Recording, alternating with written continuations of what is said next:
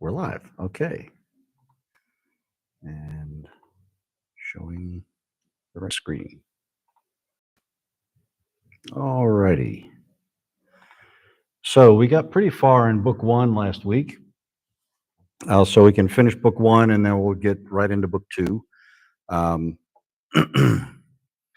so we had just done a section where it's talking about how the oracles are no longer valid, that they're no longer going to get any information from Satan. And then, let's see, I believe this is still Jesus talking. He says, "For God hath justly given the nations up to thy delusions." Very true. "Justly, since they fell idolatrous. But when his purpose is among them to declare his providence to thee not known, whence hast thou then thy truth but from him or his angels precedent in every province who them." Anyway, for what he's saying is basically, so yes, the nations have been given up to Satan because of their idolatry. And when God's purpose is among them to declare his providence that Satan doesn't know anything about, or his angels that preside in every province who themselves refusing to approach his temples. So basically, the angels are not going to approach the temples. They're what he's essentially saying. So what are you going to say to your adorers? You with trembling fear, like a fawning parasite, obeys God. So no matter what he says, no matter what he does, he has to obey God.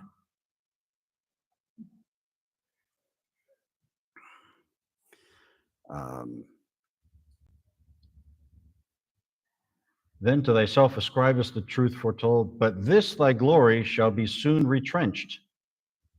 No more shalt thou by oracling abuse the Gentiles. Henceforth oracles are ceased, and thou no more with pomp and sacrifice shall be inquired at Delphos or elsewhere, at least in vain, for they shall find thee mute. So this is where he's saying they're not going to hear you anymore. So the oracles would call upon whatever god that they were, whose temple they were in, to get insight into questions that people ask them. And what Jesus is saying is those oracles are not going to hear you anymore. You're cut off. So in Acts, isn't there a part of Acts where Paul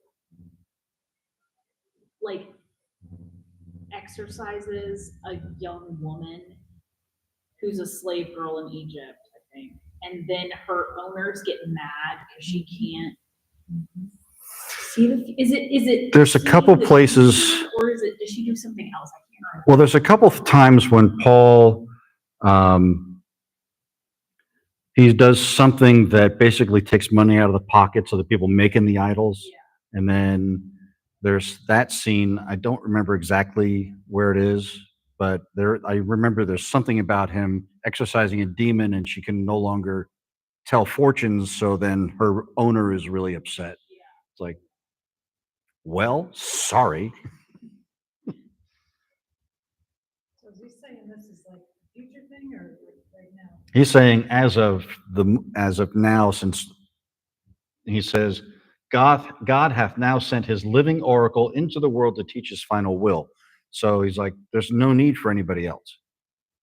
And so what he's implying is all communications from oracles prior to this was demonic.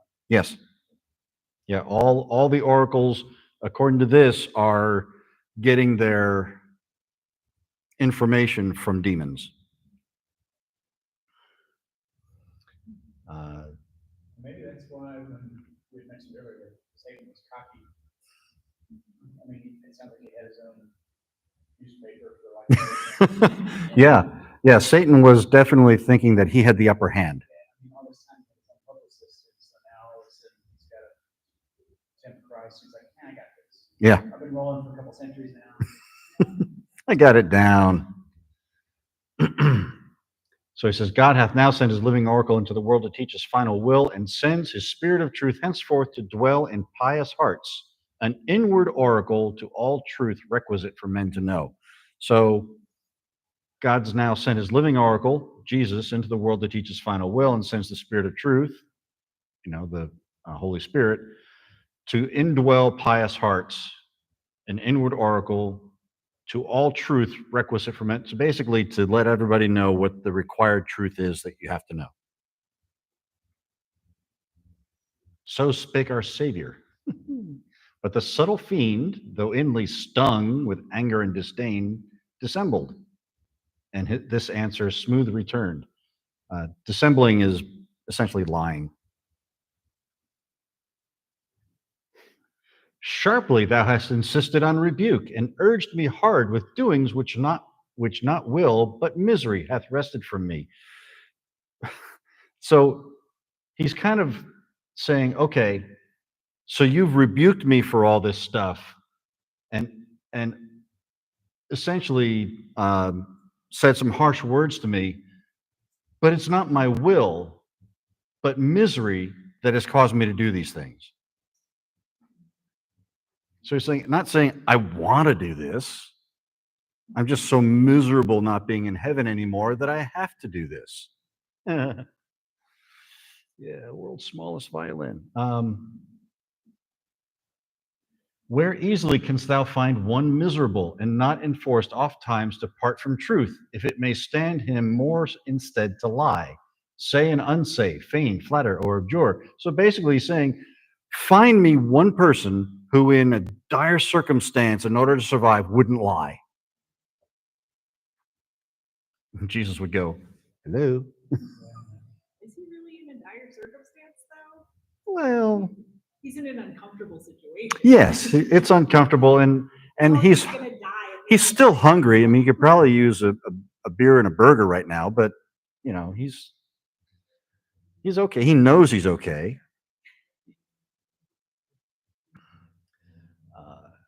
But thou art placed above me. Thou art Lord. From thee I can and must submiss, endure, cheek or reproof, and glad to escape, so quit. So basically, he's admitting that Jesus is his Lord, and he can and must submit, endure, cheek, which is, when somebody's cheeky, they're kind of, what's the word? They're being kind of spiteful or rude. And he's glad to escape with just that. I mean, he without any, I mean, last time he was involved with Jesus threw him into hell. So this isn't so bad. So basically saying, you're my Lord, I have to do what you say, I have to put up with this. Interesting that he would say that. Hard are the ways of truth and rough to walk, smooth on the tongue discoursed, pleasing to the ear, and tunable as sylvan pipe or song. What wonder then if I delight to hear her dictates from thy mouth? So he's saying the ways of truth are hard, but it's so pleasing to the ear, as beautiful as a song. It's no wonder then if I am happy to hear whatever you say. Really? Yeah, he is. And the whole time, Jesus is probably looking at his fingernails and, yeah, keep going. Most men admire virtue who follow not her lore. Permit me to hear thee when I come, since no man comes, and talk at least, though I despair to attain. Let's see. Most men admire virtue who don't follow her lore. So bad guys admire virtue. They don't follow her lore. They don't follow the lore of virtue, so they're bad. He says, permit me to hear you when I come, since no man comes, and talk at least, though I despair to reach that height. He's saying, I want to talk to you, but it's going to be hard to reach that height of discourse. Your Father, who is holy, wise, and pure, suffers the hypocrite or atheist priest to tread in his sacred courts. and minister about his altar, handling holy things, praying or vowing, giving his voice to the reprobate Balaam, a prophet yet inspired. Do not deny me access. So he's saying, you're holy, your father, who's holy, wise and pure, he's all these things, yes. When he says he suffers the hypocrite or atheist priest to tread in his sacred courts, to suffer is to basically begrudgingly allow. He's basically saying God allows the hypocrites and the atheist priest to walk in his church, essentially, and minister about his altar, handling holy things, praying or vowing, and giving his voice to Balaam. And we know Balaam, I mean, to Balaam reprobate, a prophet yet inspired. It's a prophet not inspired is another way to put that. So he's essentially saying, you should let me speak since your holy father allows these guys to speak in his own house. That's actually not a bad argument. Yeah. To whom our Savior, thus unaltered brow, with unaltered brow. So whatever Satan said did not have any impact on him. He's just like, yeah, okay. Thy coming hither, though I know thy scope, I bid not, or forbid. Do as thou findest, permission from above. Thou canst not more. So he's saying, you're coming here, and I know why. I didn't ask for it, and I can't forbid it. Do as much as you're allowed to do from above. You can't do any more than that.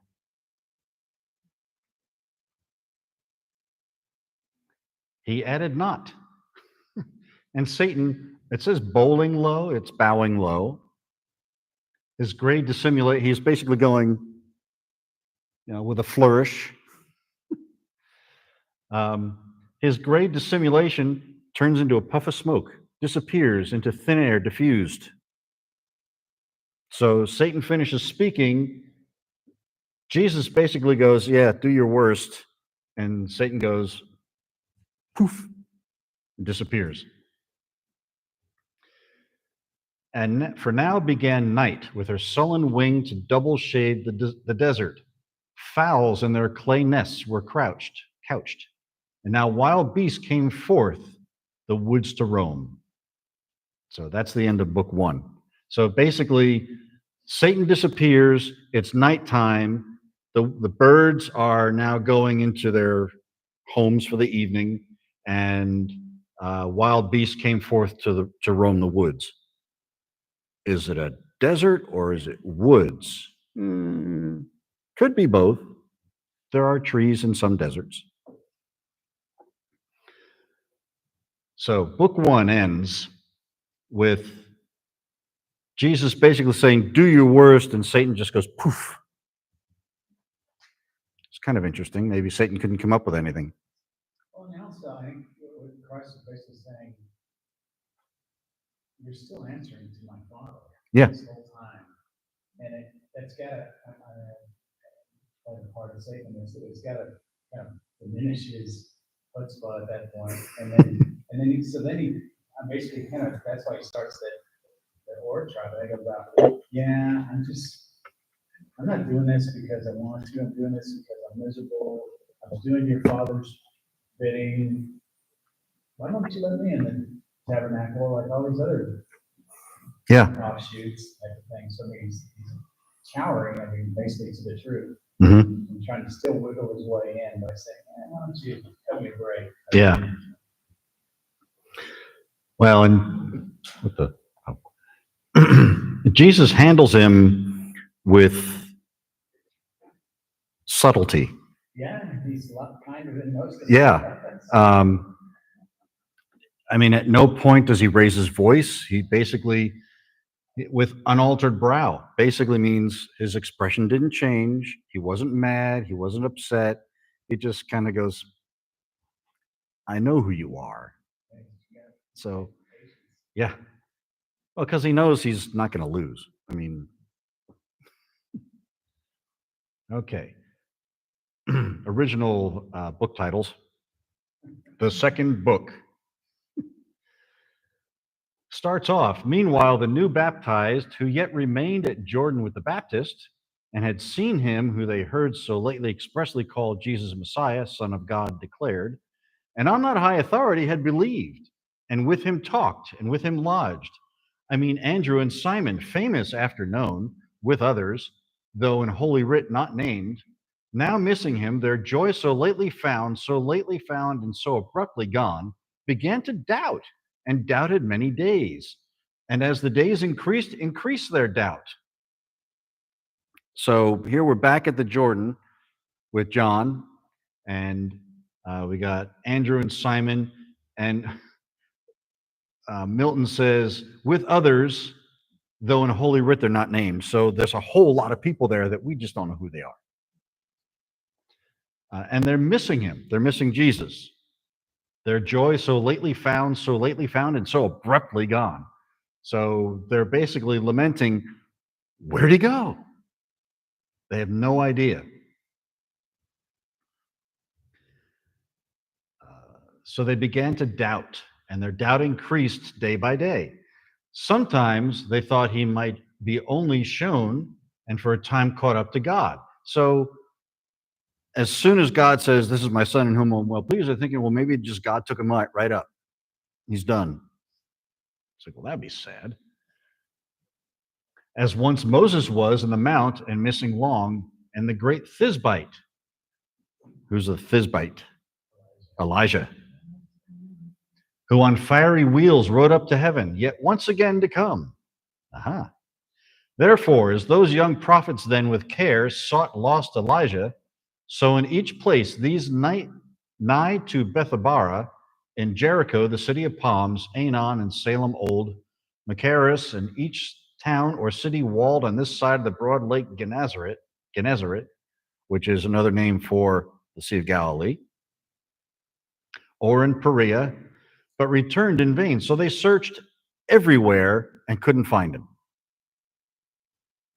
We already covered that where the baptism was versus where the desert is, it's pretty far away. So,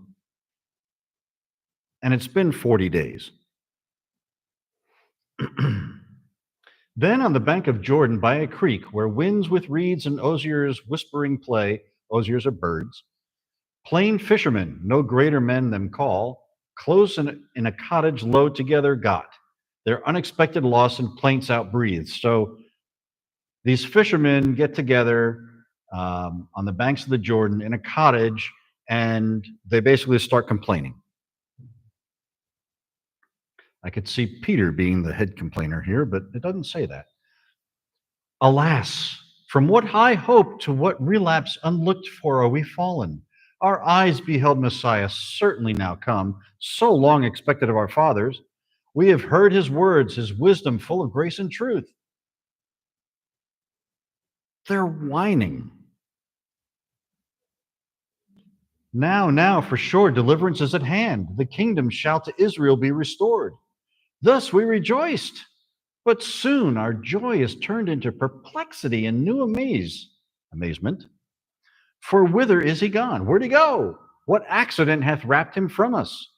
Will he now retire after appearance and again prolong our expectation? These guys really have no clue, which I can understand. Jesus didn't say, hey, I've got to go away for 40 days, I'll be back. He just left. God of Israel, send thy Messiah forth. The time has come. Isn't that kind of arrogant? Hey, God, send your Messiah. Now's the time. No, God knows the time. Behold, the kings of the earth, how they oppress thy chosen. To what height their power unjust they have exalted, and behind them cast all fear of thee. Arise and vindicate thy glory. Free thy people from their yoke. When has this been heard before? It's always been heard. And this is kind of what they cried out in Egypt. It's like, free us. And then as they're in the wilderness, let's go back. No. Free us, free thy people from their yoke. But let us wait. Hold on. They're all complaining about this. Send him now, all this. But let's wait. Thus far he hath performed, sent his anointed, and to us revealed him by his great prophet, pointed at and shown in public, and with him we have conversed. So they're going, maybe we should be patient. That's quite a turn, but okay. Let us be glad of this, and all our fears lay on his providence. He will not fail, nor will withdraw him now, nor will recall. Mock us with his blessed sight, then snatch him hence. Soon we shall see our hope, our joy return. Okay. There's not like a subtle change here. It's just a sudden, oh no, he's gone. Please, God, send us our Messiah. Okay, we're going to be patient now. I'm curious why Milton, because like the beginning of this book felt so strange because we have this weird little section with like some of the disciples, and then there's like a section with Mary that we're about to go into. And all this stuff is Jesus remembering. Yeah, and it's like it just seems so all over the map. Yeah, like structurally, it just seems kind of odd to like have this weird little vignette with the disciples. Yeah, it is a little strange. I mean, in a way, I kind of wonder if Milton was struggling to make this long enough to be called an epic. Yeah, I almost think you could put it at the beginning of book 2. Meanwhile, back at the Yeah. like, why do we have to have the meanwhile? Yeah. So yeah, we're back at the Jordan, and these guys are complaining. Then all of a sudden they change their tune. Maybe it's different people talking. I don't know. So they're saying, I mean, it would have been fun. I hate to be so audacious to suggest that it would have been fun if like you had started Satan in this, and like maybe Satan was tempting them, casting the doubt. Yeah. Yeah. The doubts or feeding that. That would have been more fun to see. Having Judas kind of play that role of Yeah. Satan in this conversation. That would have been an interesting. Yeah, if I had a time machine. Hey, John, think of this. But what I think it's interesting, they say, he will not fail, nor will withdraw him now, nor will recall him. He wouldn't mock us with this blessed sight, then snatch him away. So they're trying to understand what's going on. It says, thus they out of their complaints, new hope resumes to find at whom the first they found unsought. So they now, out of their complaining, have hope.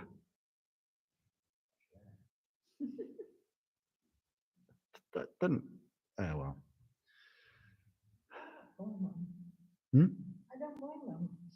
He was there and then he. Well, yeah, no, I don't fault them for going, wait a minute. He was here among us. We could touch him. We could talk to him. We heard his wisdom and all that stuff. And now he's gone. We don't know where he went. My contention is they change their tune like that. And they say, well, we're going to be patient. We're going to wait for him to come. We know he's not going to just be gone because that's not the way God works. God could work that way if he wanted to, but so now we have a section here with Mary. So Mary, she sees others return from the baptism, but she doesn't see Jesus, and she starts to go, oh no. What avails me now that honor high to have conceived of God, or that salute, hail, highly favored amongst women blessed, while I to sorrows am no less advanced, and fears is eminent above the lot of other women by the birth I bore. So what good was it for me to receive the honor of hail, highly favored among women blessed, while I have the same sorrows of other mothers? Because she's afraid of what's going to happen with Jesus being gone.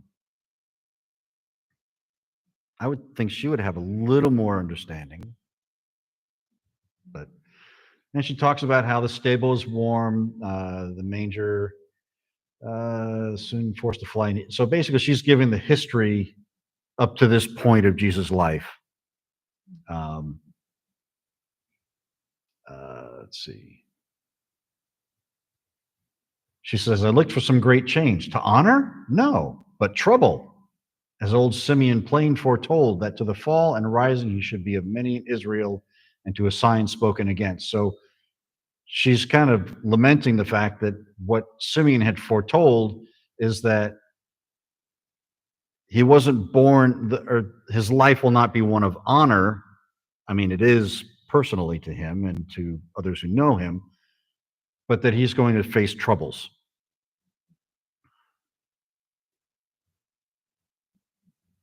This is my favored lot, my exaltation to afflictions high. Afflicted I may be, it seems, and blessed. So I'm afflicted and I'm blessed. Okay. Okay, she talks about when he's 12. Thus Mary, pondering oft and oft to mind, recalling what remarkably had passed since her first salutation heard, with thoughts meekly composed, awaiting the fulfilling. So she's thinking about all this stuff, and she's thinking about the remarkable things that have happened to her since she was first told that she was honored among women. The while her son, tracing the desert wild soul, but with holiest meditations fed, into himself descended, and at once all his great work to come before him set. So, meanwhile, Jesus is walking through the desert alone with holy meditations. He's fed with the meditations, into himself descended, so he's thinking his own thoughts. And at once all this great work to come before him set. So he's thinking about all the stuff that's going to come, how to begin, how to accomplish best his end of being on earth and mission high. So he's thinking, okay, I've got to get, so here's the end result. How do I get from here to there? For Satan, with sly preface to return, had left him vacant, and with speed was gone up the middle region of thick air, where all his potentates in councils sate. There, without sign of boast or sign of joy, solicitous and blank, he thus began. So Satan, having turned into a wisp of wind, had left Jesus alone, and with speed was gone up to the middle region of thick air, where all of the other demons sat. There, without sign of a boast or a sign of joy, solicited. So he's basically starting to talk to them, but he's not using the same tone that he used before, like, no big deal. He's kind of having a hard time with the words tonight. Yeah, he's been humbled a bit. Princes, heaven's ancient sons, ethereal thrones, demonian spirits now, from the element each of his reign allotted, rightly are called powers of air, fire, air, water, and earth beneath. So may we hold our place in these mild seats without new trouble. Why powers of air, fire, water, and earth? We know those are the elements of the ancient world. But he says, from the element each of his reign allotted. So why would... Yeah, but what are those? Let me try and say, what is unique if you think about all the settings that we have in Paradise Lost and Paradise Regained? Fire, air, water, and earth are all part of what? Yeah, like earth. the physical creation. So these are the demons who are basically over the powers of fire, air, water, and earth. I don't necessarily agree with that, but if you're going to limit your elements to those four, okay. Is he saying that we've got domain at this point? Yes. Yeah, he's basically saying these are all the elements and we have them all. They're ours for now. Yeah. Such an enemy is risen to invade us, who no less threatens than our expulsion down to hell. I, as undertook, and with the vote consenting in full frequence, was empowered, have found him, viewed him, tasted him, but find far other labor to be undergone than when I dealt with Adam, first of men. Though Adam by his wife's allurement fell, however, to this man inferior far. If he be man by mother's side, at least with more than human gifts from heaven adorned, perfections absolute, graces divine, and amplitude of mind to greatest deeds. So he's basically going them humbly, and he's saying, look, this guy's different. You say, I've encountered him and I attempted to do something here, but he seems to be empowered, viewed him, tasted him, but find far other labor to be undergone than when I. So this guy is different from Adam, and I'm gonna have a different approach. He says, Adam by his wife's allurement fell. However, to this man, Adam was far inferior.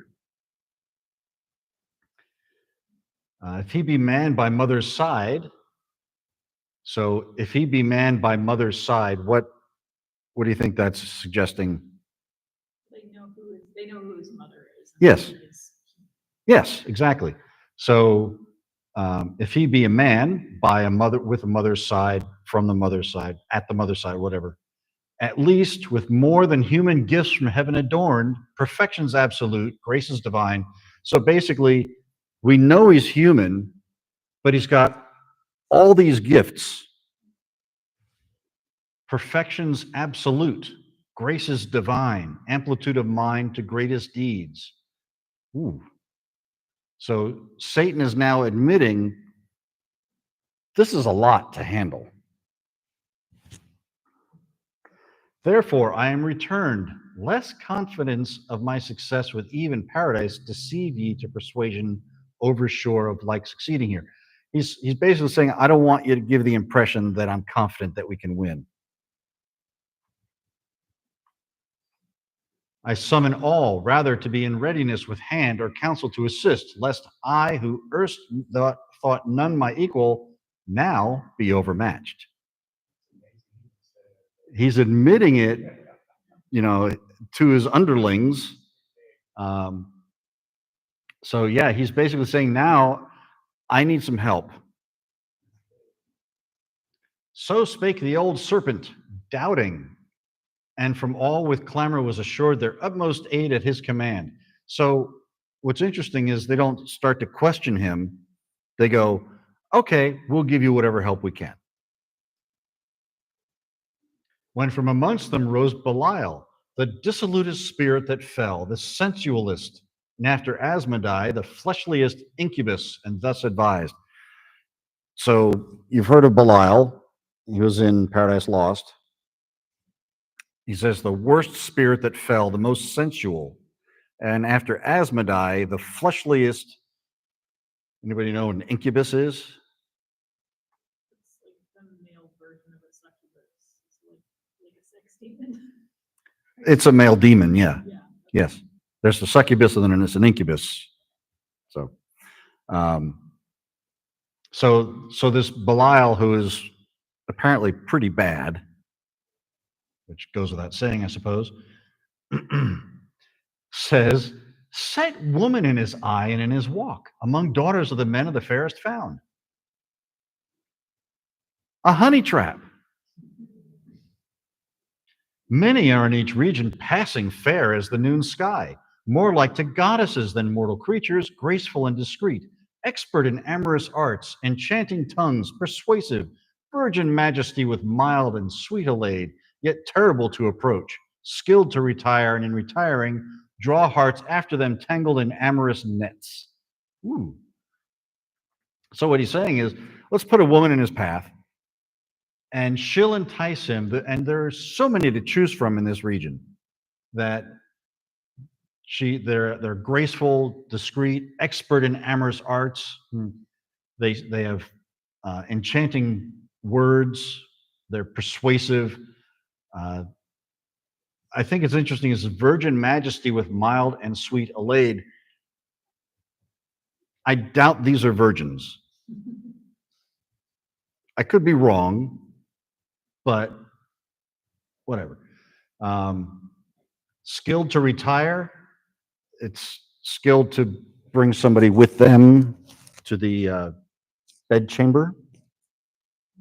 And in retiring, draw hearts after them tangled in amorous nets. So basically, ensnare them. Interesting how he puts all that. Such object hath the power to soften and tame severest temper, smooth the ruggedest brow, enerve, and with voluptuous hope dissolve, draw out with credulous desire, and lead at will the manliest, resolutest breast, as the magnetic hardest iron draws. Huh. So they're pretty powerful. So he's basically saying we need to entice him with a woman.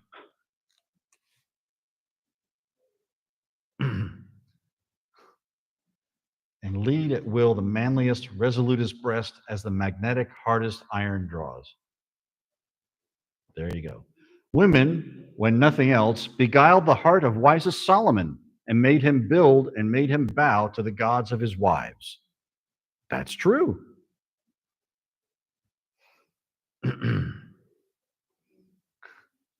So here's Belial saying we need to get a woman. She'll lead him away. No problem. To whom quick answer Satan thus returned. Satan spoke quickly. Belial, in much uneven scale thou weighest all others by thyself. So he's saying, Belial, you're comparing him to you. Nobody's like you. Wow.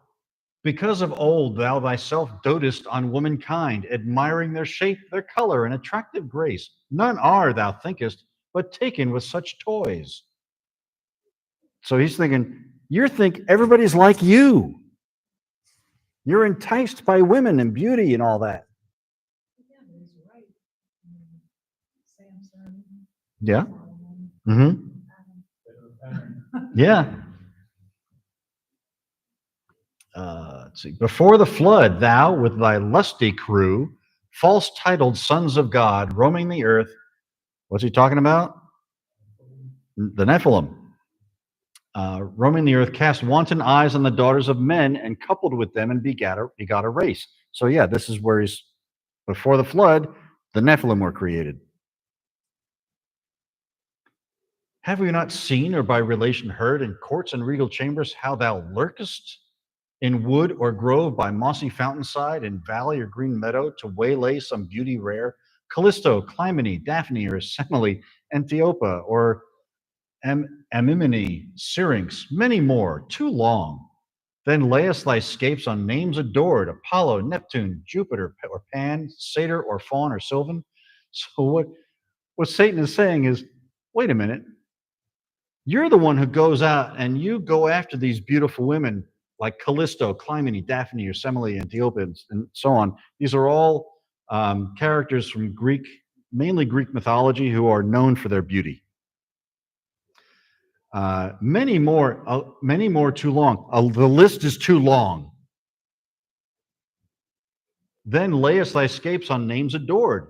So basically saying that the people who led these women astray are Apollo, Neptune, Jupiter. He basically takes on the names of these gods when he's doing this to these women.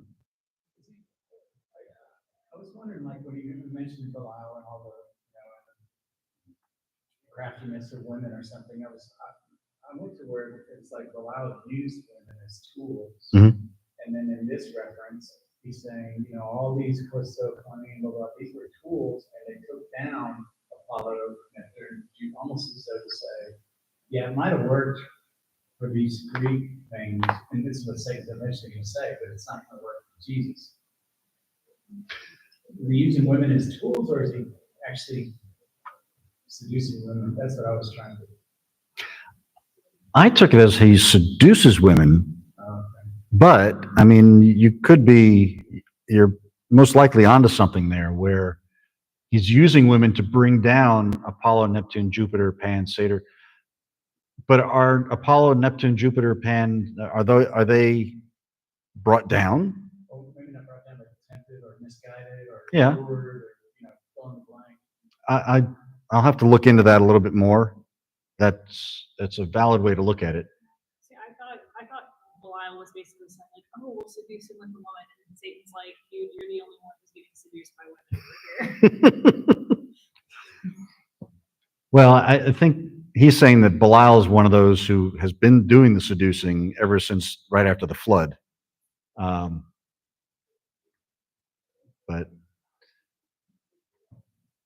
then layest thy scapes on names adored. To me, he's saying then you lay your escapades on the following names, basically saying that he took on the names of Apollo, Neptune, Jupiter, or Pan. But I'll have to see if there's some other commentary on that. There's not a ton of scholarly commentary on Paradise Regained. There's tons on Paradise Lost, but not so much on this. Like I said, I'm reading, it's like some of you are ignorant the so much when it's like allow got into their heads to be temptress and whatever, and then last out escapades on the or he got them into escapades with these Apollo fellas, and then Yeah, I'll have to look and see which, because I think this particular phrase right here is what defines the relationship. So I'll have to look into that a little bit deeper. Let's continue. But these haunts delight not all. Among the sons of men, how many have with a smile made small account of beauty and her lures, easily scorned with all her assaults on worthier things intent. Not everybody falls for that. Remember that Pelian conqueror, a youth, how all the beauties of the East he slightly viewed and slightly overpassed. Any idea who the Pelian conqueror is? Alexander the Great. This is basically saying, remember, Alexander the Great saw all the beauties of the East, and he just kind of looked at him and went, yeah, okay. It's funny how different our understanding of, well, not different, but like our understanding of Alexander the Great, I think, is different based on our cultural. Yeah. I think we would say there's maybe a different reason he wasn't looking at women in the East. Yeah. But, you know, that's. We don't know exactly how he died. Our perspective. Yeah. How he's surnamed of Africa. So surnamed of Africa. Basically, somebody's last name is Africa. Is it like talking about like Scipio. Yes. Scipio Africanus. According to the historian Livy, he returned a beautiful captive from New Carthage to whom he was attracted to her lover. So he took this woman and went, no, and he took her back to her lover. So basically, he didn't succumb to the temptation. Says, so he, surnamed of Africa, dismissed in his prime youth the fair Iberian maid. For Solomon, he lived at ease and full of honor, wealth, high fare, aimed not beyond higher design than to enjoy his state. Thence to the bait of women lay exposed. Wait, he's talking about people who didn't fall to the wiles of women, and then he talks about Solomon, who we know did. But he whom we attempt is wiser far than Solomon, of more exalted mind, made and set wholly on the accomplishment of greatest things. What woman will you find, though of this age the wonder and the fame, on whom his leisure will vouchsafe an eye of fond desire? So he's saying, so Solomon was wise. This guy's smarter. And what woman are you going to find that's going to actually entice him? Or should she, confident as sitting queen, adored on beauty's throne, descend with all her winning charms, begirt to enamor, as the zone of Venus once wrought that effect on Jove, so fables tell? How would one look from this majestic brow, seated as on the top of virtue's hill, discountenance her despised, and put to rout all her array, her female pride deject, or turn to reverent awe? So again, he's basically saying, what woman you're going to get that's going to do this when he's just with one look from his brow, she's going to wither, basically. Her pride will be dejected, turn into reverent awe. So that last part there, put to rout all her array, her female pride dejected, or turn to reverent awe. So she's going to be dejected, or she's going to see him as God and be reverent. Satan actually has some understanding of what might happen here. For beauty stands in the admiration only of weak minds led captive. Wait a minute. Hold the phone. Cease to admire, and all her plumes fall flat, and shrink. Wow. Now that's a statement that harkens back to his almost failed marriage.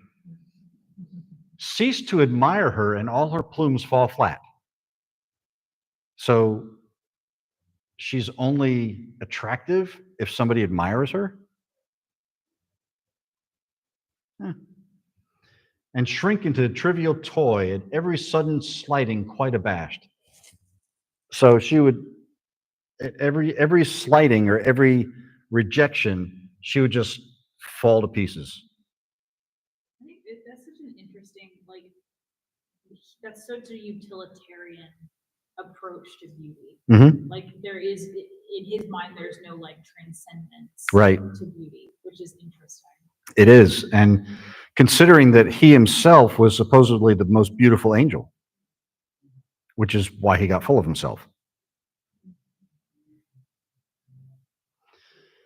Therefore, with manlier objects, we must try his constancy. A big TV.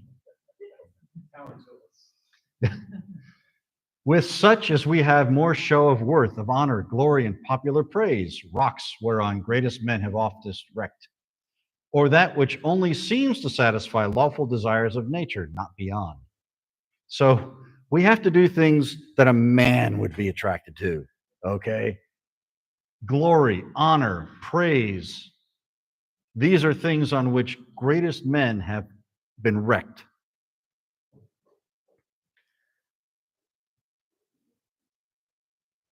And now I know he hungers, where no food is to be found in the wide wilderness. The rest commit to me. I shall let pass no advantage, and his strength is off to say. So, okay, I'm going to go back because I know he's hungry, and we're going to try something different.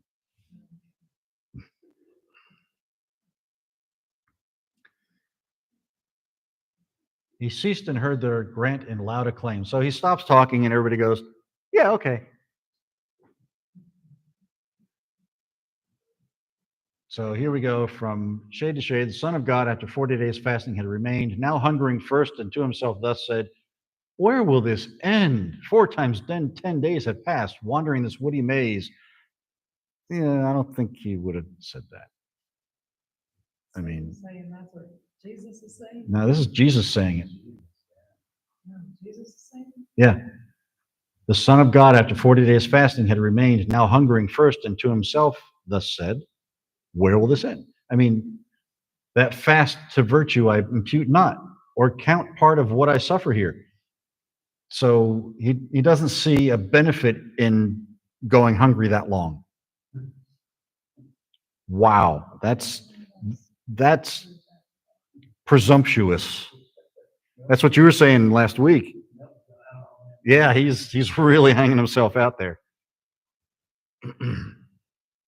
Okay, down to 260. It was the hour of night when thus the son communed in silent walk, then laid him down under the hospitable covert nigh of trees, thick interwoven. So it's midnight, and he decides to lie down. There he slept and dreamed, as appetite is wont to dream, of meats and drinks, nature's refreshment sweet. I don't think I've ever dreamed of food, but okay. I've never been that hungry, I guess. Try fasting for 40 days. Yeah. No, I don't think I could do that. My doctor probably would promote that, but Him thought he by the brook of Cherith stood, and saw the ravens with their horny beaks, food to Elijah, bringing even and morn. So he's dreaming of Elijah by the Cherith brook, with the ravens feeding him in the evening and the morning. Though ravenous, taught to abstain from what they brought. So the birds are ravenous, abstaining from what they brought. He saw the prophet also, how he fled into the desert, and how there he slept under a juniper. Then how awaked he found his supper, and the coals prepared by the angel was bid rise and eat the second time after repose, the strength whereof sufficed him 40 days.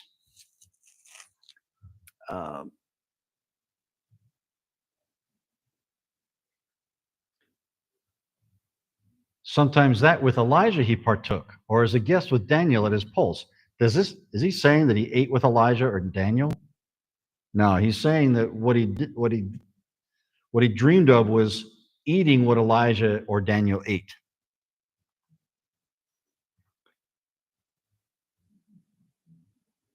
So at his pulse doesn't mean like, feeling his heartbeat. It's basically a meal of porridge. So he dreams of eating porridge with Daniel. No bears. Thus wore out night. And now the herald lark left his ground high towering to descry the morn's approach and greet her with this song. I looked it up. I was thinking larks were only in England, but they're not. There are some in Africa.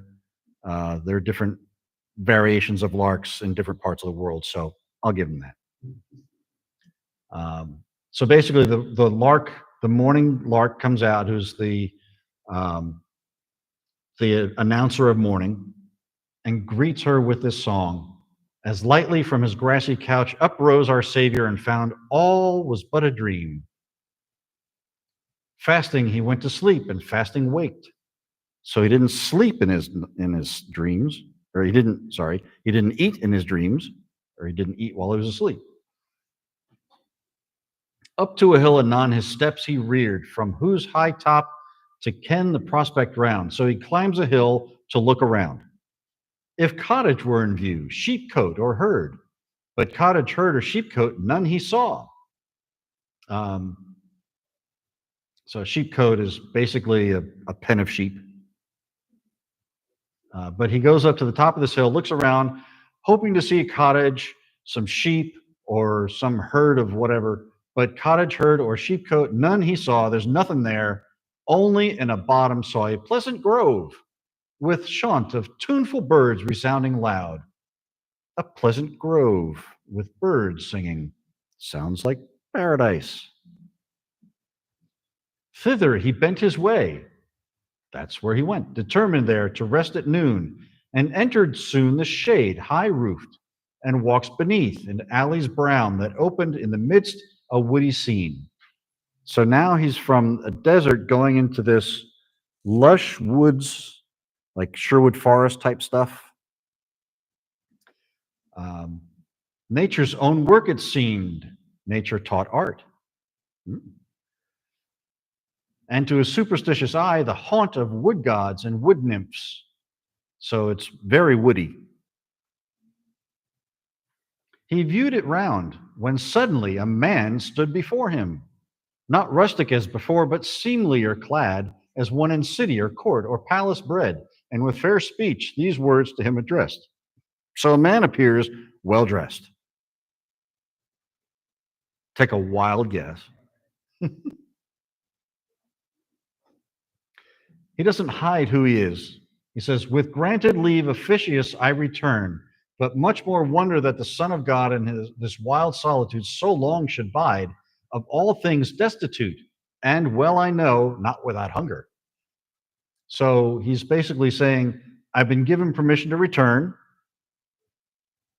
and he's wondering why he should still be in this desert. And well, I know, not without hunger. So I know you're hungry. Others of some note, as story tells, have trod this wilderness, the fugitive bondwoman with her son. outcast Nebaioth, yet found here relief by a providing angel. Okay, the fugitive bondwoman is Hagar and Ishmael. Nebaioth is Ishmael's son. That's 1 Chronicles 1:29. And they were fed by an angel. All the race of Israel here had famished, had not God rained from heaven manna. And that prophet bold, native of Thebes, that's a mistake, actually.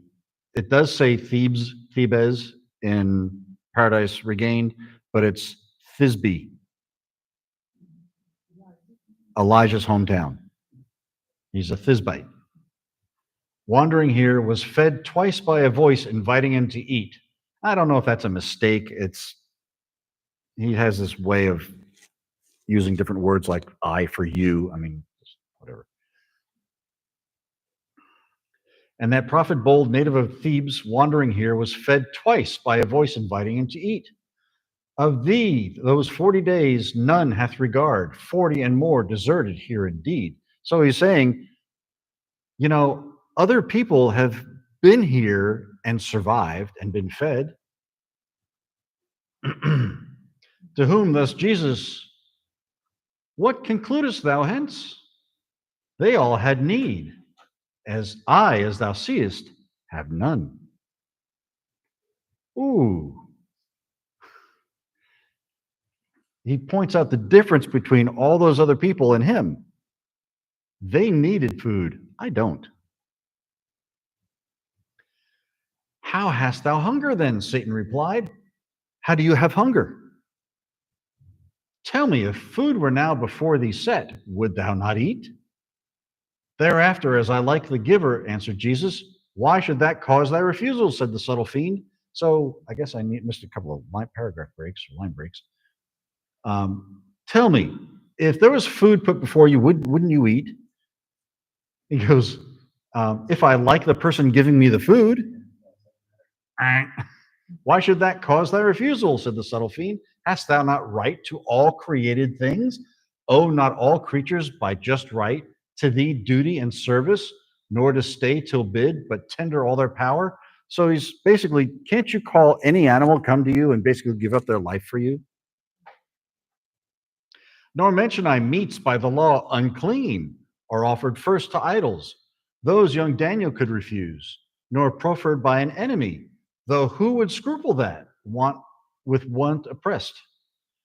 Behold, nature ashamed, or better to express, troubled, that thou shouldst hunger, hath purveyed from all the elements her choicest store, to treat thee as beseems, and as her Lord with honor, only deign to sit and eat. So basically he's saying, you have the right to anything in creation.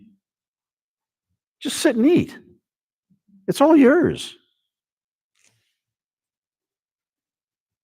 And yet it magically appeared.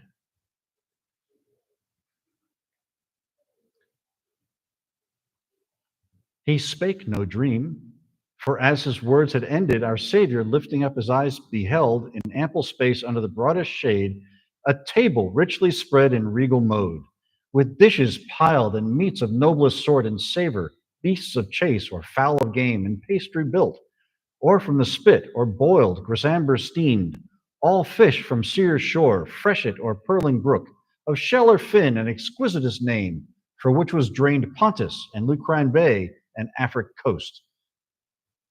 So it's at this point that Satan basically produces this banquet, and it's got everything imaginable on it. You've got meats of the highest quality, deer, fowl, cooked in pies. So the chicken pot pie, I'd go for that. See, boiled ambergris, which I had to look that up. That's gross. I wonder if that's like fried, like deep fried. It could be. It's a waxy substance produced by sperm whales. So yeah, maybe they used it as grease, deep frying. It's like it's the pastries that are from the spit, so roasted, boiled, or fried. I think is. Yeah, that's. I don't know. I hope that's what that means, because otherwise I don't know if I what it means. Here, eat some lard. Yeah. Mm. All fish from the sea or rivers, fresh or babbling brooks, shellfish or finned, and the most exquisite name, which was drawn from Pontus. Pontus is the Black Sea. Lucrine Bay is a lagoon near Naples known for its shellfish and the African coast.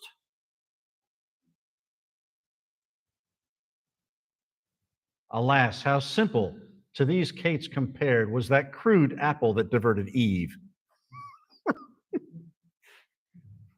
Hey, compared to this, that apple was nothing. That to me would have been like a red flag. It's like, that apple is nothing. This will really lead you astray. And at a stately sideboard by the wine, that fragrant smell diffused, in order stood tall stripling youths, rich clad, of fairer hue than Ganymede or Hylas. Distant more under the trees, now tripped, now solemn stood, nymphs of Diana's train, and Naiades with fruits and flowers of Amalthea's horn, and ladies of the Hesperides that seemed fairer than feigned of old, or fabled since of fairy damsels met in forest wide by knights of Logres of Lyonese, or Lancelot, or Peleus, or Pellinor.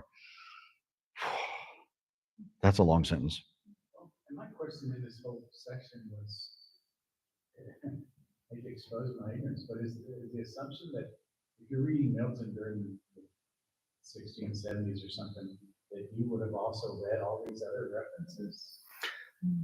So I would imagine that if you went to school, you were wealthy enough to go to school, you would have been well taught in the classics. You So, know all these references. so they would know these references, yeah. So Milton's piece wasn't necessarily written for the common person. Not really. I mean, well, you consider the 1600s was, well, yeah, I think the 1600s was the beginning of education being available to more than just the rich. So it could be, of course, I don't know if that was just North America, but Well, he desired to be the poet of England. Yeah. And it seemed like, I don't know, if that was your desire, you would want as many people to get on board with your writing. So. you'd think so. Well, I don't think poor people were reading books, so I don't know if they would have been considered the common man. Yeah. I think only the wealthier, not wealthier, but like, I don't know if they were like the educational systems like didn't exist the way that they do now. Like, No. Yeah, and I'm not reading too much either, because I know, politically, he wanted people basically to be more involved. Right. And so, Well, and he knew that an educated electorate is better for a country. right. So yeah, I mean, he was in favor of, I believe, public education or available education, I should say. So his references, Ganymede is Jove's beloved son and cupbearer in Ovid's Metamorphosis. Hylas was Hercules' lover, drinking companion, and quiver bearer. Nymphs of Diana, so Diana, the goddess of love. The Naiades, or the nymphs of streams and rivers, with fruits and flowers. So basically, appearing, it says, appearing on a sideboard next to the wine were all these characters. You got these nymphs who are dancing about. They got fruits and flowers from Amalthea's horn, ladies of the Hesperides. Amalthea's horns, basically the cornucopia, horn of plenty. According to Ovid, a goat, which the nymph Amalthea trained to suckle baby Zeus, owned this horn. It seems like he puts Greek mythology on the same level as the Bible. Like all these people are real.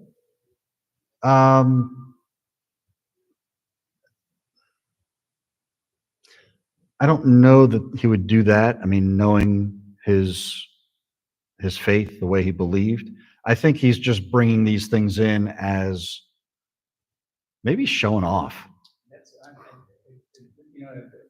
length that he went to describe and the beauty of paradise and those types of things. It's almost as though this is his moment here to flower this section up as much as possible, you know, I mean, just to create this imagery and Yeah. people and the robustness of all this. It seems like this is what Milton's trying to say. Well, and in addition to that, all these characters are brought in to try to further entice Jesus to eat.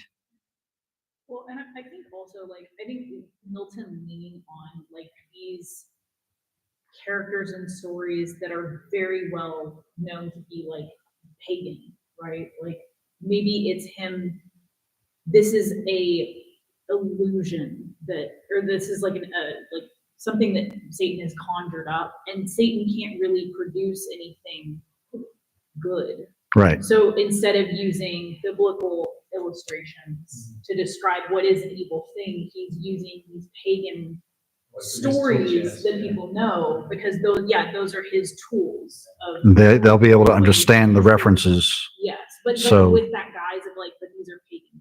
Yeah. I don't know. That's kind of what I was. Okay. Does that make sense?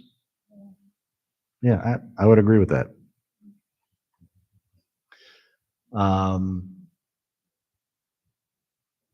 Okay, so the ladies of the Hesperides are Hesperus's daughters. They guarded the golden apples of their father's garden. Milton uses the Hesperides here as the name of the garden. Okay. So he goes through all these things. Fairy damsels met in forest wide by knights of Logris or of Leones, Lancelot or Peleus or Pellinor. So Lancelot is Arthurian, which he throws in the middle of these other things. Seems a little, which of these doesn't belong? Okay.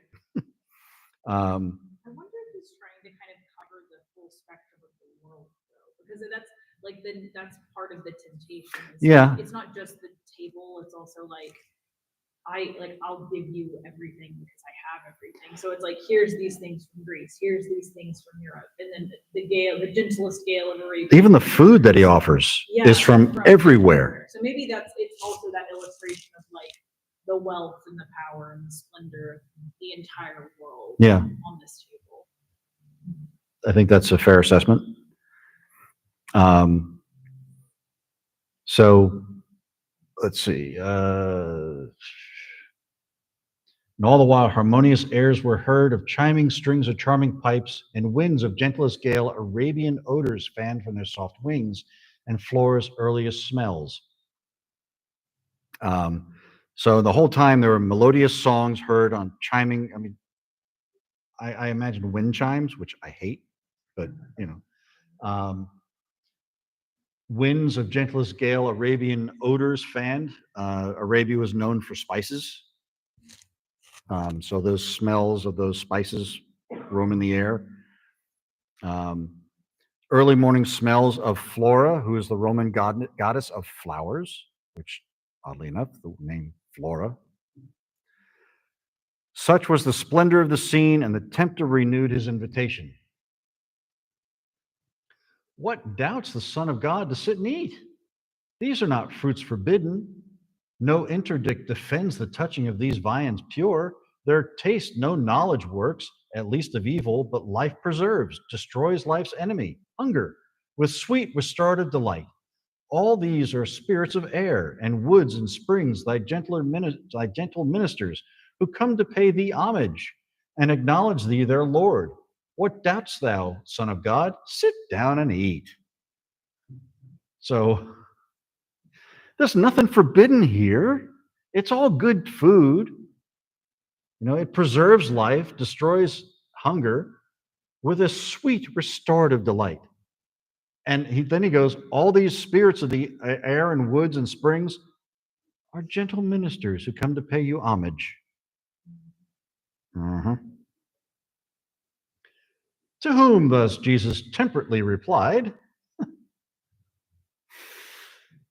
saidst thou not that to all things I had right? And who withholds my power that right to use? Shall I receive by gift of what of my own, when and where likes me best, I can command? So he's saying, so you're saying I have a right to all things. So why offer me things that I can command to myself? It's like, that makes no sense. I can at will, doubt not.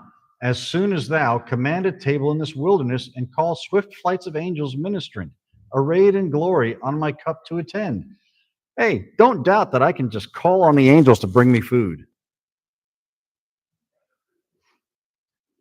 Why shouldst thou then obtrude this diligence in vain, where no acceptance it can find? And with my hunger, what hast thou to do?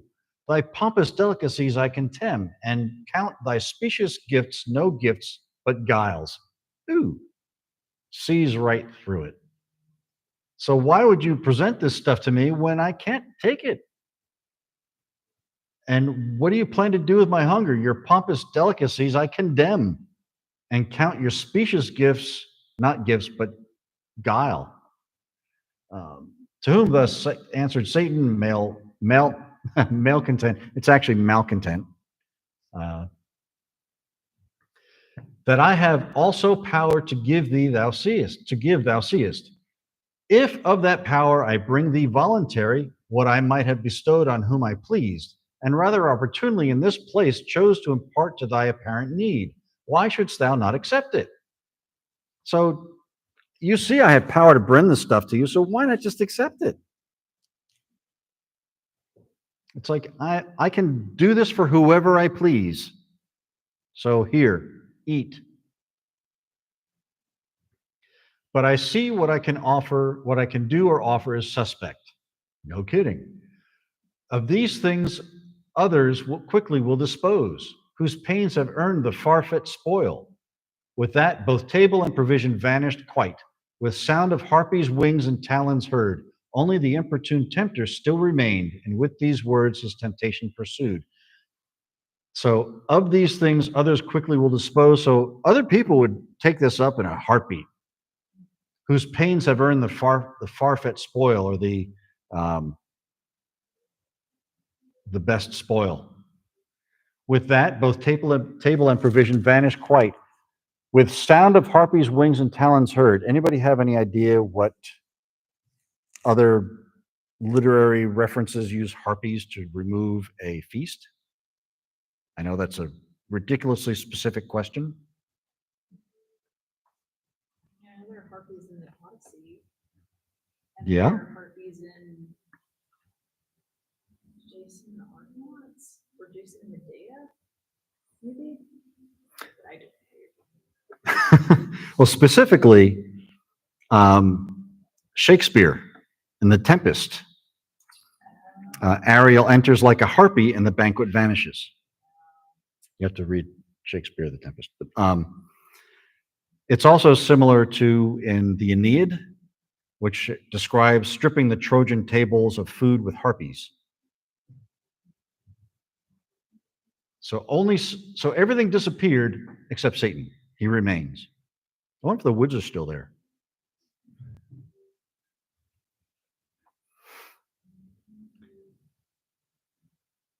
Let's see. By hunger that each other creature tames, thou art not to be harmed, therefore not moved. Thy temperance invincible besides, for no allurement yields to appetite, and all thy heart is set on high designs, high actions. So Satan is acknowledging that other creatures will give into this sort of temptation, but you're not to be harmed by hunger, therefore you're not going to be moved by this alluring offer. All your heart is set on high designs, high actions. You have higher things in mind, but wherewith to be achieved?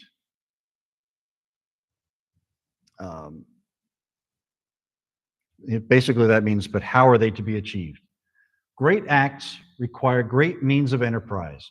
Thou art unknown, unfriended, low of birth, a carpenter thy father known, thyself bred up in poverty and straits at home, lost in a desert here and hunger bit. He's going back to his being human. Which way or from what hope dost thou aspire to greatness? Whence authority derivest? What followers, what retinue canst thou gain, or at thy heels the dizzy multitude longer than thou canst feed them on thy cost? So he's saying, so you are so poor And of course, you hear some of the other demons go, "How poor is he?" He's going, "You are unknown. You have no friends, low of birth. Your father was a carpenter, and straits at home or problems at home, poverty, basically. Lost in a desert here and hunger bit. Where do you hope to aspire to greatness? Where does your authority come from? What followers, what kind of people can you get and feed on what you make? You're so poor you can't afford followers." Pretty hard shifting gears when you just look at the passage that's on there. Yeah. Thou art not to be harmed, but from moved by temperance and principle set. You've got it all going on. You don't even succumb to hunger. And by the way, before you come from me to me, it's like, wow, you shift gears hard here. Well, what he did is, so he's giving up on the hunger thing. Right. Yeah. And then he says, all thy heart is set on high designs, high actions, but how are you going to achieve this? Yeah, you're right. It's a sudden shift from hunger, not so much now. You want to do great things, but how can you do great things when you're poor? Fool. I mean, he says he's invincible on what, 408 or something, and then, within 5 more lines, he's like, man, but you're unfriended, low birth. I mean, that's a really hard shift. Yeah. So you're invincible, but you're poor. Yeah.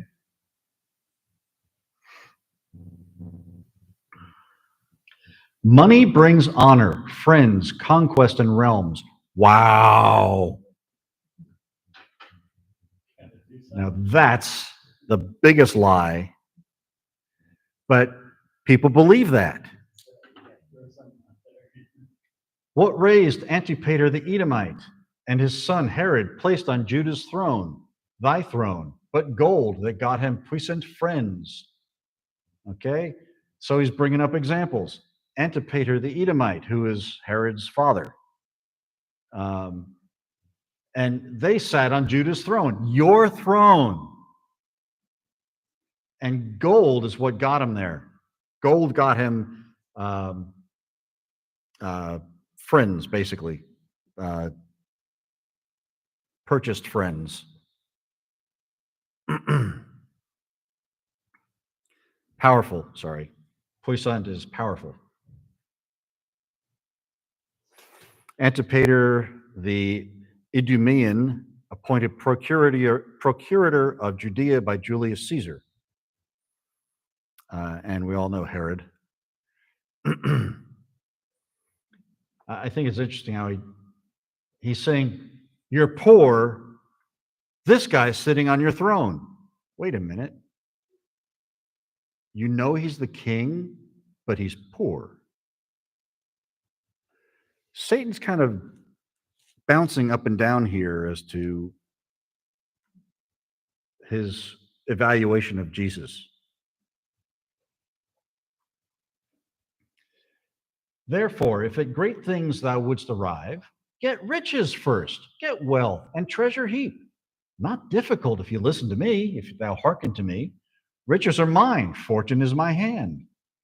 They whom I favor thrive in wealth amain, while virtue, valor, wisdom sit in want. This begins what I think is a kind of a brilliant discourse. But what Satan is basically saying is, hey, you need riches first, and I've got riches to spare. Influence, followers, and a cadre, you're going to need money. Yeah. And so, pick money first, and these people will line up behind you.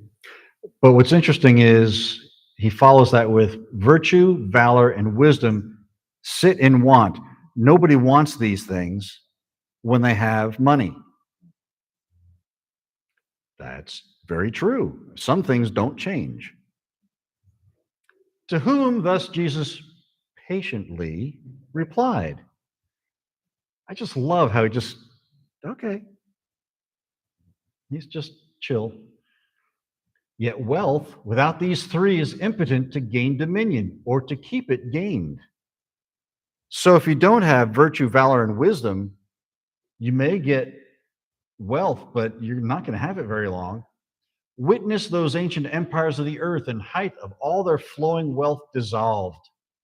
But men endued with these have oft attained in lowest poverty to highest deeds. Gideon and Jephthah, and the shepherd lad whose offspring on the throne of Judah sat so many ages, and shall yet regain that seat and reign in Israel without end. So look at the others who have started poor and ended up really well off.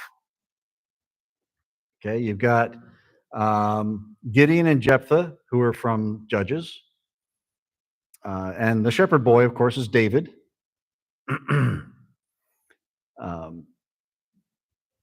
Among the heathen, for throughout the world to me is not unknown what hath been done worthy of memorial. Canst thou not remember Quintus, Fabricius, Curius, Regulus?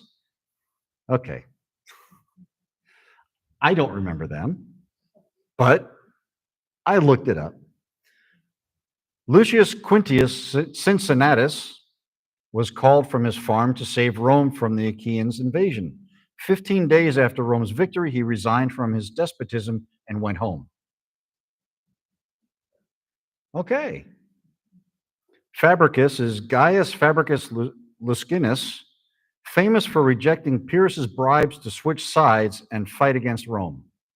So he was offered money to switch sides, and he said no. Curius, Manius Curius Dentatus, I guess he was a dentist, hero of the war against the Samnites, Sabines, and Pyrrhus, turned all his spoils over to the Republic. And Regulus, Marcus Attilius Regulus, was captured by the Carthaginians and sent to Rome with conditions for peace. Regulus convinced his people to refuse the conditions. He then adhered to his promise and returned to Carthage to meet his death. So he was sent to Rome to say, give up. And if he couldn't convince them, he was to return, and he did. Wow. Kind of foolish, but wow, that's impressive. So those four are real people. Yes. They're not in mythology, they're real people. Yes.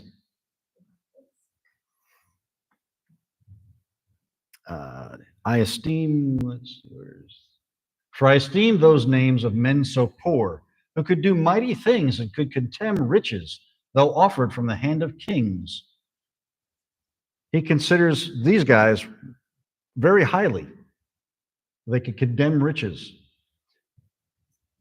And what in me seems wanting, but that I may also in this poverty as soon accomplish what they did, perhaps, and more. Extol not riches, then, the toil of fools, the wise man's cumbrance, if not snare, more apt to slacken virtue and abate her edge than prompt her to do aught may merit praise. It says, extol. I think that's interesting that like all of the people that Jesus talks about are like real people.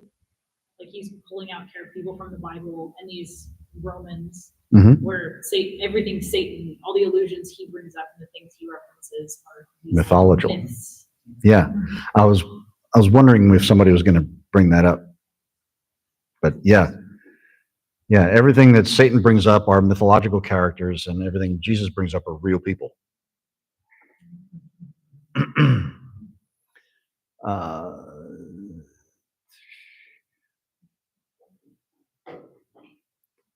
Basically what he says, and what in me seems wanting, but that I may accomplish what they did and more while in poverty.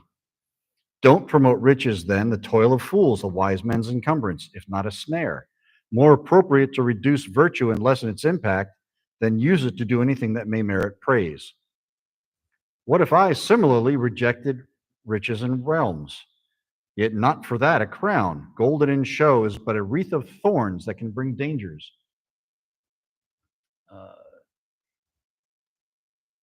What if with like aversion I reject riches and realms, yet not for that a crown, golden in show, but as a wreath of thorns? So he's basically saying he would reject a crown of gold, but not a crown of thorns. It brings dangers, troubles, cares, and sleepless nights to him who wears the regal diadem. when on his shoulders each man's burdens lies. So being in power is not really a simple thing.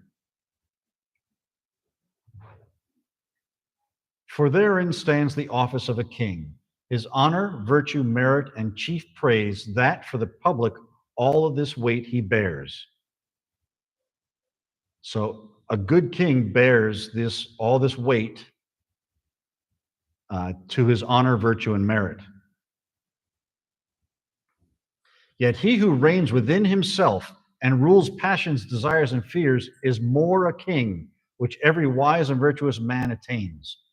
And who attains not, ill aspires to rule cities of men or headstrong multitudes, subject himself to anarchy within, or lawless passions in him, which he serves.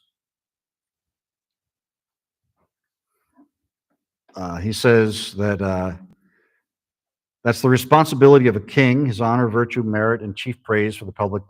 For the public bears all of his weight. Yet he who reigns restrained and rules passions, desires, and fears is more of a king, which every wise and virtuous man strives for. And whoever does not attain these things is ill-suited to rule cities of men or headstrong multitudes, subject himself to anarchy within or lawless passions in him which he serves.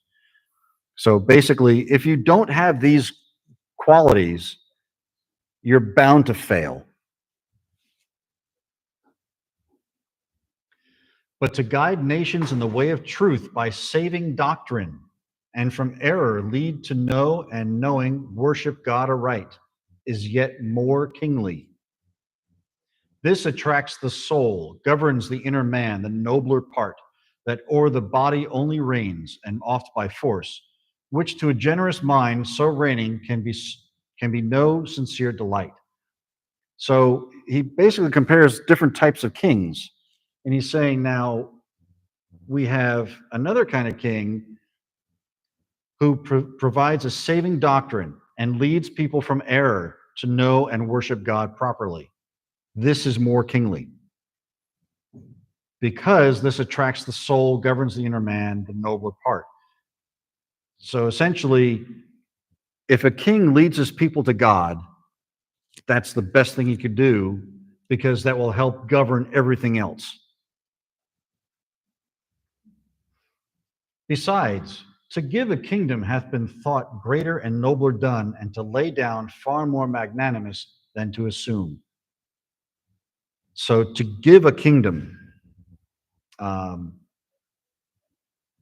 it's been thought greater and nobler, and to lay down far more magnanimous. So to give a kingdom to somebody is thought to be very noble, but to lay it down is even greater.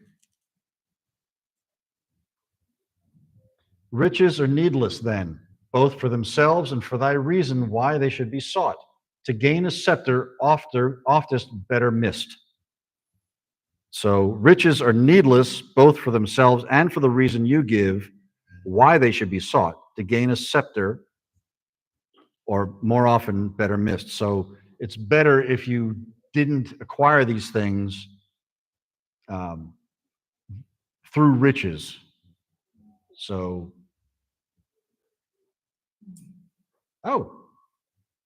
that's the end of book 2. So Look at that. my book has a note on Yeah. this last little section that says, that basically is saying that here Milton is praising Cromwell Yeah. for refusing the kingship, which is interesting. He would have loved America. He would have thought we were awesome. At least George Washington. Yeah. Our governance, I think he would have appreciated. Okay. Not us, current state. Well, Like I think the American Revolution, I think he would have liked that. yeah, I think so too. So are there any questions or additional comments? All right, well. So yes, book 3 for next week.